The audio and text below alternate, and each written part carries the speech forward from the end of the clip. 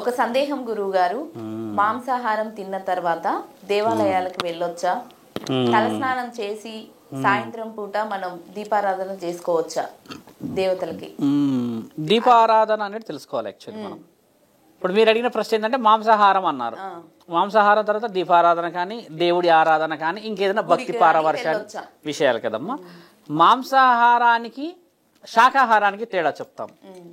పూర్వం ఒక ఊర్లో ఒక దేవత కేవలం కొబ్బరికాయలే కానీ ఇంకేదన్నా కాదని స్వీకరించారు అంతే. భక్తులు ఏం చేశారంటే, ఈ మాంసాహారం ఎక్కడి నుంచి పుట్టిందో చెప్తున్నాం. భక్తులు ఏం చేసేయాలంటే అమ్మ, తీవ్ర స్థితిలో ఆలోచనలు ఉన్నారు. అబ్బా, బెల్లం తింటున్నది, కొబ్బరికాయలు తింటుంది, అన్ని తింటుంది, ఏవేవో తింటుంది, ఎలాగపోతుంది చేస్తున్నది అమ్మవారు.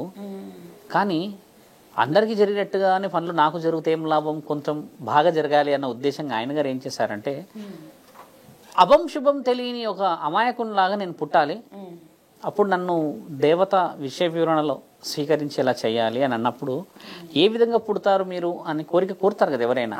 నేను జింకలాగా పుట్టాలి అని కోరుకున్నారు. మన దగ్గర ప్యూరెస్ట్ వెజిటేరియన్ ఏది అని అంటే అమ్మ, ఈ జింకనే. అది బాగా అదే ప్యూర్గా తింటుంది. అంటే వనమూలికలు తినడు, ఇవన్నీ తినడం అదొక్కటి మాత్రమే చేయగలదు. దాని వివరణ వేరుండదు. పూర్వం కూడా రాజులు జింక మాంసమే మొదటి స్థాయి. ఇప్పుడు అంటే మేకలు ఉన్నాయి, కానీ ఒకప్పుడు జింక మాంసానికి ఎక్కువ విలువ ఉండేది. మన దగ్గర ఉన్నాయి, దాని వివరణలు రాసి ఉన్నాయి. ఈ మొఘల్ సామ్రాజ్యంలో, కాకతీయ సామ్రాజ్యంలో వీటి ప్రస్తావన కూడా వస్తూ ఉంటుంది అప్పుడప్పుడు. అయితే ఈ జింకను ఏం చేశాడంటే ఒక భక్తుడు తీసుకొచ్చి, ఇదేదో బాలే ఎగురుతుంది కదా, చూడ్డానికి ముచ్చటగా ఉంది, అమాయకంగా ఉన్నది అని చెప్పి తీసుకొచ్చి అమ్మవారికి బలిస్తాడు. జింకను తీసుకొచ్చి బలి ఇవ్వడం అంటే ఎలా ఇస్తాడు? అది కూడా ఇది చాలా చాలా చాలా పవిత్రముగా ఉన్నది, నేను అమ్మకి పవిత్రమైనది పెడుతున్నాను ఇస్తాడు. ఈయన గారు తల టొయ్యమనుకోయగానే ఏం చేస్తాడు, విష్ణు మహానీయుడి దగ్గరికి వెళ్తాడు. ఏమయ్యావు, ఇచ్చావు వరం నాకు, నేను పవిత్రమైన వాడిని, నన్ను ఇమీడియట్లీ తీసుకెళ్లారు, అక్కడ అది చేశారని ఆయన వర్షన్ బాధ. మనం కొంచెం మోడర్న్ గా మాట్లాడుతున్నాం అంతే. ఆయన గారు విచిత్రపోతాడు. ఇక్కడ నువ్వు కోరుకుంది ఏంటంటే భక్త, నన్ను స్వచ్ఛంగా పవిత్రముగా చాలా చాలా చాలా తెలివిగా కోరిన ఆ కోరికని నీకంటే తెలివైన వాడు తీసుకొచ్చి బలిచ్చాడు. అంటే అమ్మకి నీకంటే మెప్పు, నీకంటే పేరు రావాలని అక్కడ ఇచ్చాడు కదా. ఇక్కడ పొరపాటు ఎవరిదో తెలుసా మిత్ర, నీ యొక్క ఆలోచన. మాంసాహారమే అమ్మకు తింటుందని, శాకాహారమే అమ్మ తింటుందని రాసి లేదు ఎక్కడ. ఏ దేవత కూడా బలి కోరదు, బాగా గుర్తుపెట్టుకోండి. బలి అనేది ఏ దేవత కోరలేదు, ఎక్కడ రాసి లేదు. మనము మన భక్తిగా ఇచ్చుకున్నాము. దున్నపోతులు కోసేవాళ్ళు, పెద్ద పెద్ద ఏమంటారు మేకపోతులు, గొర్రెపోతులు కోసేవాళ్ళు మన దగ్గర ఉన్న తరుణాలు ఇవన్నీ. కలకత్తా దగ్గర కోసేవాళ్ళు. ఇదంతా కోసే కార్యక్రమాలమ్మ కేవలం మహంకాళి దగ్గరే ఉండేది, అంటే ఉగ్రరూపం దగ్గరే. ఈ మిగతా ఎవరి దగ్గర ఉండకపోయేది, నరసింహస్వామి దగ్గర ఉండేది, అది వేరు విషయాలు. అలా ఉన్నప్పుడు ఆ భక్తుడికి పరమాత్ముడు ఏం చెప్పాడంటే, నీ కోరిక ఇప్పుడు మొదలైంది కదా, దానికి అర్థం ఒక జింకని కానీ ఒక మేకని కానీ బలి ఇస్తే ఒక దేవత ఎంత ఆనందపడుతుందో, అలాంటి వస్తువే భూమండలంలో ఒకటి ఉన్నది, దాన్ని కొట్టినా ఆ దేవత అంతే ఆనందపడుతుంది. దాని పేరే కొబ్బరికాయ. మనం కొడతాం కదా కొబ్బరికాయ. ఎందుకు పవిత్రత అయింది ఆ కొబ్బరికాయ అని అడిగినప్పుడు ఆయన గారు ఇచ్చిన ప్రశ్న, మహావిష్ణువు ఒక కొబ్బరి ఏదైతే ఉంటుందో మా భాగం, పై భాగం అంతా ఈ మాంసపు ముద్దలు, దానిపైన వెనకాల వచ్చి వెనక భాగాన చూస్తే జుట్టు, ఇంకా జుట్టుతోనే ఉంటుంది కదా, లోపల చూస్తే రక్తము, ఆ నీళ్లు, లోపల ఉన్న మాంసపు అంటే ఎముకలతో సంబంధించింది. ఇవన్నీ ఎలా రుజువు చేస్తారు ఇది పవిత్రమైనది అంటే, దానికి మహాముక్కంటి అనుమతి అవసరం.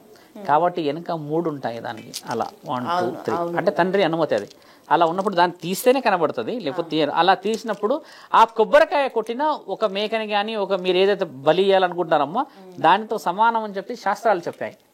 అంటే పవిత్రంగా చేయండి అని చెప్పి. ఇప్పుడు మీరు అన్న విషయం అమ్మా, మనిషి చేసుకున్నాడా ఇది దేవుడు చేసి పెట్టాడా అంటే మీకు అర్థమైనది, మనిషి చేసుకున్నాడు. ఇక్కడ దేవుడు చెప్పింది ఏంటంటే, మనస్సు అంతఃకరణ శుద్ధితో మాత్రమే నాకు పూజ కావాలి, నేను మిమ్మల్ని ఆరాధిస్తా, దీవిస్తా, మీకు ఏదైనా చేస్తా. కానీ మానవులు చేసుకుంది ఏం తెలుసా అమ్మ, ఒక మేకనే ఇస్తే నాకు బాగా కోరిక, నేను 4 మేకలు ఇస్తే నాకు 5 మేకలు ఇస్తా అని చెప్పి నీవే ఒక్క మాట మనం ఇద్దరం బోల్డ్ గా చెప్తే అమ్మా, ఇంతవరకు ఏ దేవుడన్నా ఒక వస్తువు తిన్నట్టు రుజువు ఉందా? తాగినట్టు, పోనీ స్వీకరించినట్టు, కనీసం వస్త్రం కట్టుకున్నట్టు ఏది లేదు కదా. మరి అది తినేది నీవే కదా. నీ నాలుక రుచి మరుగుతే మరి పరమాత్ముని ఎందుకు మనం అది చేయాలి? అది తెలుసుకోవాలి. ఇప్పుడు నీకు రుచికరమైనవి కావాలని నేను వండుకున్నాయన్ని దేవుడికి పెడుతున్నా అని చెప్పడం నిజం. ఆయన నువ్వు తినడానికి చేసుకోమన్నాడు ఆయన, కానీ ఆయనతో స్వీకరించలే. ఆయన పరమాత్ముడు, ఆయన ఆది బీజం. అంటే నీలో ఉన్న సూక్ష్మతనే చూస్తాడంటే అది భక్తి మనస్సాక్షినే. అలాంటిది స్వీకరించిన ఆయనకి మనం ఏమిచ్చి ఆయనని మనము తృప్తిపరచగలం తెలుసా అమ్మ? పుణ్యం మాత్రం ఇచ్చే, మనస్సాక్షిని మాత్రం ఇచ్చే కదా. అది గెలవకపోతే అమ్మ, మాంసాహారము శాకాహారం తినకపోయినా నీ పూజ ఫలించదు. బాగా గమనించండి. సాధులం కదా, శాకాహారం బాగా తింటాం, ఎక్కడ కొడితే అక్కడ కూర్చొని భిక్షాటన్న పలు రకాలు పెడతారు, బాగా తినేసేసి ప్రశాంతంగా నిద్రపోతాను నేను. నిద్రపోయిన తర్వాత లేచి పరమాత్మ అని నమస్కారం పెట్టేసి పోతే తండ్రి క్యాజువల్గా చూస్తాడు. అదే నేను అన్నం పెట్టిన వాడికి అన్నదాత సుఖీభవ, అన్నాన్ని వడ్డించడానికి ఆ దాత అంటే ఎవరైతే ఈ రైతు ఉంటాడు కదా, రైతు దాత సుఖీభవ అని ఇలాంటి మనం అన్నాన్ని సిద్ధం చేసి మానవ శరీరానికి ఇచ్చిన ఆ పరమాత్ముడికి మనం ఎప్పుడు కృతజ్ఞత అయి ఉండాలి అని చెప్పేసి ఎంతమందిని సుఖీభవ అని అంటాం కదమ్మా. ఆ సుఖీభవ అనేది ఎవరంటారు తెలుసా తల్లి? నీకు నిజముగా ఆకలైనప్పుడు నిజముగా నీ నోటికి దొరికిన అన్నం తిన్నవాడే సుఖీభవ అనగలడు. బాగా గుర్తుపెట్టుకోండి. ఒక దగ్గరికి మేము వెళ్ళాం, సందర్భం చెప్తున్నాం. వాళ్ళు ప్లేట్ ఎలా ఇస్తున్నారంటే అమ్మ 12:30, 1 o'clock ఆకలి బాగా అవుతుంది. భిక్షాటన చేస్తూ అక్కడ కూర్చున్నపోయి అన్నం పెడుతురు స్వామి, అక్కడ ప్రతిరోజు 12 నుంచి 3 గంటల వరకు అవుతుంది అన్నారు. వెళ్ళామమ్మా, లైన్ ఉంటుంది అలాగా. ఈ త్రిశూలం ఏం చేస్తా అంటే ఇది నేను నడుముకు పెట్టేస్తా లోపలికి. నాకు ఈ పాశం ఉంది కదమ్మా, ఇట్లా లోపలికి పెడతా, ఎక్కడన్నా పెడితే బాగుండదని పెట్టేసుకొని వెళ్తే వాళ్ళు నన్ను గమనించారు. చెప్తాను, హరే కృష్ణ మందిర్లో చూశారు. చూసేసి ఆయన గారు అందరు బాగానే ఉండాలిగా, అందరికి ప్లేట్ ఇస్తున్నాడుగా, నాకు ప్లేట్ ఇస్తున్నాడు, నా అనుకున్న అందరు ప్లేట్ ఇస్తూ హరే కృష్ణ అని ఇస్తున్నాడు ప్లేట్. మంచిదే అలా ఇవ్వడం, చాలా మంచిది. హరే కృష్ణ అని అంటేనే ఇస్తున్నాడు ప్లేట్ ఆయన. అప్పుడు హరే కృష్ణ అని తీసేసుకుంటున్నారు. నా వంతు వచ్చింది తల్లి, హరే కృష్ణ అని అన్నాడు. నేను మామూలుగా హరే కృష్ణ అని అనకుండా నేను ఓం నమ శివాయ అని అన్నా. హరే కృష్ణ అని మళ్ళీ గట్టిగా అన్నాడు. అంటే ఓం నమ శివాయ అని నేను అన్నాను. మళ్ళీ హరే కృష్ణ అని 3వసారి అన్నాడు.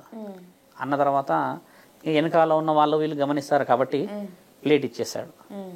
ఇచ్చేసిన తర్వాత నేను అక్కడికి వెళ్ళేసిన తర్వాత అమ్మ అన్నం తీసి ఇంత కొంచెం వేశారు, కొంచెం నెగ్లిజెన్స్గా వేశాడు పప్పు, ఇలా కర్రీ కొంచెం అంటే అంత యూనిటీ చూస్తున్నారు వాళ్ళంతా. అన్నం కడుపు నిండా బాగానే తినేసా. నా వెనకాల ఒక స్త్రీ వచ్చింది 2వసారి భోజనానికి. గర్వంతో ఉంది ఆవిడ, చిన్న బిడ్డను కూడా తీసుకొచ్చింది. నాకు తెలిసి రోజు వస్తుందేమో పాపం తినడానికి. స్థితి పరిస్థితి గమనించాను. 2వసారి రాకూడదమ్మా అని గట్టిగా అన్నాడు ఆయన గారు. ఇలా వెనక్కి చూసి కొద్దిగా వేసేయండి మీరు అని అంటే నా మాట కూడా వాల్యూ కూడా పక్కన జరిపిస్తాను. నేను ఇలానే ఉన్నాను, మళ్ళీ ఇలానే ఉన్నాను, అన్ని పట్టుకొని ఉన్నా, ఆయుధాలు అన్ని పెట్టుకొని ఇలానే ఉన్నా. నేను కూడా శివభక్తుని అని స్పష్టంగా కనబడుతుంది. అలాంటి నన్ను కూడా కొంచెం లైట్ డిస్కషన్ లాగా జరిపినప్పుడు ఆ అమ్మని వెనక నుంచి చూసి కొంచెం అన్నం ఏంటంటే కొంచెం అవమానంతోనే కోపంతో వేసేసాడు.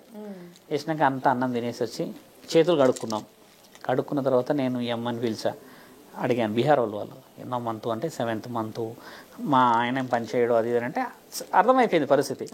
నేను వచ్చాను అక్కడికి. మళ్ళీ వచ్చిన తర్వాత గట్టిగా అక్కడ ఉన్న వాళ్ళందరూ చెప్పిన హరే కృష్ణ మిత్ర అని అన్న. అంటే వాళ్ళు నా వైపు చూస్తలేరు. హరే కృష్ణ మిత్ర అంటే కూడా చూస్తలేరు. నేనన్నా మిత్ర వినబడుతుందా హరే కృష్ణ అని అంటే, ఇప్పుడు అనట్లేవే హరే కృష్ణ అని అంటే లైట్గా మాట్లాడుతున్నాడు. అన్నాన్ని నీవు లక్షల మందికి పెడుతున్నావుగా, ఆకలితో వచ్చిన వాడికి కంచంలో హరే కృష్ణ అంటే హరే కృష్ణ అని తీసుకోరు మిత్ర. కంచం నిండా అన్నం వేసి అన్నం వృధా చేయకండి స్వామి, ఆడ మళ్ళీ 2 సార్లు కాకపోతే 3 సార్లు పెట్టుకోండి, అక్కడ స్వీట్ ఉంది, ఇక్కడ పప్పు ఉంది, అక్కడ నీళ్లు ఉన్నాయి, అక్కడ మజ్జిగ ఉంది, తాగండి అనండి. అవన్నీ తిన్న తర్వాత నిజముగా హరే కృష్ణ అని అంటారు. అంతటి జ్ఞానం లేదా అని అడిగితే వెళ్ళండి అని ఇలా అనేశారు. అక్కడ ఒక 22 మంది ఆపారు నన్ను. అక్కడ వాళ్ళకి ఇచ్చా, మామూలుగా ఏలే. హరే కృష్ణ అన్న దగ్గర హరే కృష్ణ లేడు శంకర, ఆకలితో ఉన్నవాడు పరబ్రహ్మ స్వరూపం, ఎవరొచ్చారో తెలియదు అక్కడికి. అన్నం పెట్టవయ్యా అంటే హరే కృష్ణ అంటావేందయ్యా నీవు? అన్నం పెట్టినాక నేనే హరే కృష్ణ అని చెప్పేసి, కృష్ణ ఎంతటి జగదేక వీరుడవయ్యా, నా కడుపు నింపితివి కదా, నేను ఊరంతా అనుకుంటూ పోతా కదమ్మా. పరమాత్ముడు చెప్పింది అది కదా. నా కడుపు చూసే నీవు ఆ కంచంలోనే హరే కృష్ణ అనమంటున్నావు అంటే ఎక్కడి హరే కృష్ణ, ఎక్కడి శ్రీకృష్ణుడు తల్లి? ఎలా చెప్పాలి నాకు? స్వామి వృధా చేయకండి, రోజు రండి, ఎప్పుడైనా వచ్చినప్పుడు రండి, తినండి అంటే అమ్మా కృష్ణ ఎంత గొప్పయ్యా నీ భక్తులు, ఎంత గొప్పయ్యా నీ గుడి అని నేను అనలేనమ్మా.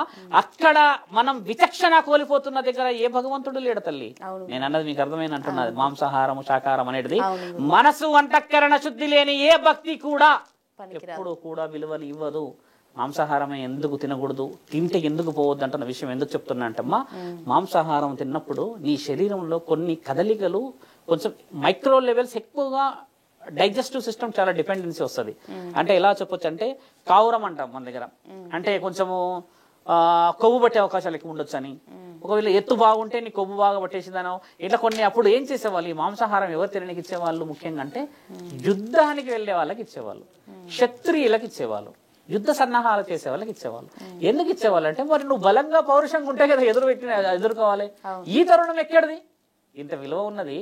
ఈ రోజు ఏమైపోయింది చూసారా, బలంగా ఉన్నవాళ్ళు అదే తింటుండు, బలహీనంగా ఉన్నవాళ్ళు అదే తింటున్నారు, కానీ మనసుతో తింటలేరుగా. మీరన్న శాకాహారం తిన్న వాళ్ళు ఎంతమంది ఈ రోజుల్లో తప్పుదోవలో లేరు తల్లి. అవును గురుగారు. మాంసాహారం తిన్న వాళ్ళు ఈ రోజు ఎంతమంది పవిత్రంగా లేరు మా తల్లి. అవును గురుగారు. కాబట్టి మాంసాహారము ముమ్మాటికి తప్పు, శాకాహారం ముమ్మాటికి తప్పు అని అనకూడదు. ఎందుకంటే ఒక మేకను కానీ కోడిని కోస్తే శబ్దం వస్తుంది కదా, అంటే అరుస్తాయి కదా, అవి బాధపడతాయి కదా. మరి అదే ఆకుకూరలను కోస్తే రాదంటారా? ఎందుకు రాదు గురు, వస్తుంది కదా, కాకపోతే వినబడదు. అవును, అక్కడ ఏంటంటే కనబడుతుంది, వినబడుతుంది. అవును గురు. కాబట్టి ఆ జంతువులకు ఉన్న ప్రాణం కూడా ఈ యొక్క వృక్షాలకి, ఈ యొక్క కూరగాయలకు కూడా ఉంటది. ఈ కూరగాయలకి ప్రాణం లేకపోతే ఎలా పెరుగుతాయి మరి, అదొక డౌట్ మళ్ళీ. కాబట్టి రెండింటికి ప్రాణాలు ఉంటాయమ్మా. ఇక్కడ ఏంటంటే చలనం కనబడుతుంది, ఇక్కడ చలనం కనబడదు. కాబట్టి మన మనస్సు ఆ చలనాన్ని చూసి తట్టుకోలేదు. కాబట్టి శాకాహారం ముఖ్యం.